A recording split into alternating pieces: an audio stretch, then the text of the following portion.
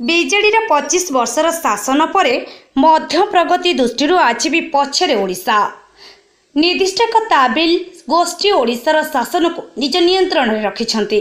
विकास पई प्रचुर संभावना थिले भी बीजेडी आगे पारुनी ओडिशा। एथर परिवर्तन निश्चय। राज्य में बीजेपी सरकार आसिले 2 गुणा विकास हेबो एवं ओडिशार भाग्य बदलिबो बोली जलेश्वर विधायक प्रार्थी ब्रजमोहन प्रधान बस्ता ब्लॉक नटकटा पंचायत अंतर्गत पाणीनगर ग्राम रे बीजेपी पक्षरु मंगलवार आयोजित निर्वाचन सभा उद्बोधन देई कहिसंती।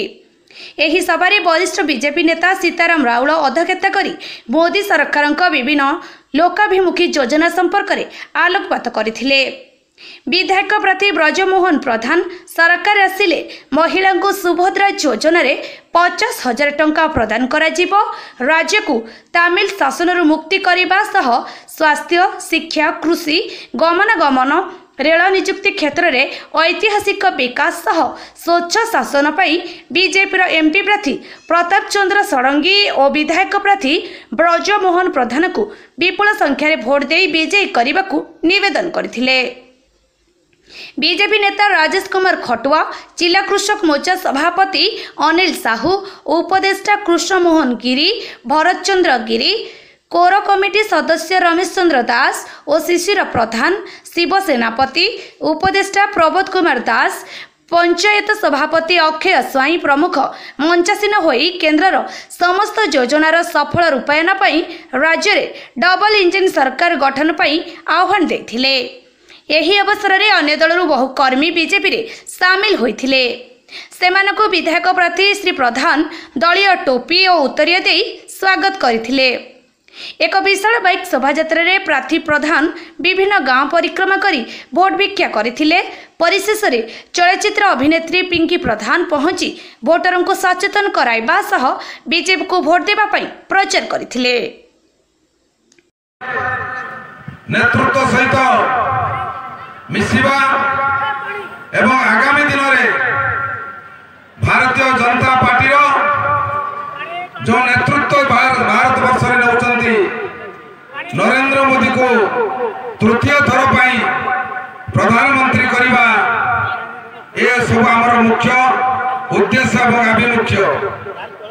तो मोर आज कहबार कथा आज भारत वर्ष में 10 वर्ष धरी नरेंद्र मोदी प्रधानमंत्री है भारत वर्ष को जो सुरक्षा देइचंती जो विकास देइचंती यही सब विकास को लक्ष्य करी आज भारत वर्ष लोके निष्पत्ति नहीं सारी जे तृतीय थर नरेंद्र मोदी को प्रधानमंत्री करने तेणु आज नटाकोटा ग्राम पंचायत रे भारतीय जनता पार्टी द्वारा आयोजन करा कर्मी सम्मेलन में मंच रे उपस्थित अछंती समस्त नेतृमंडली मान को मोर प्रणाम एवं मंच सम्मुख में उपस्थित थिबा भारतीय जनता पार्टी कार्यकर्ता कर्मकर्ता शुभेच्छु समस्त को मोर हार्दिक अभिनंदन।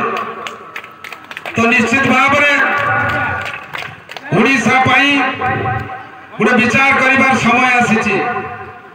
आज भारतीय जनता पार्टी ओडिशा रे लोकों को स्वशासन दवाई आज निष्पत्ति नहीं चंदी।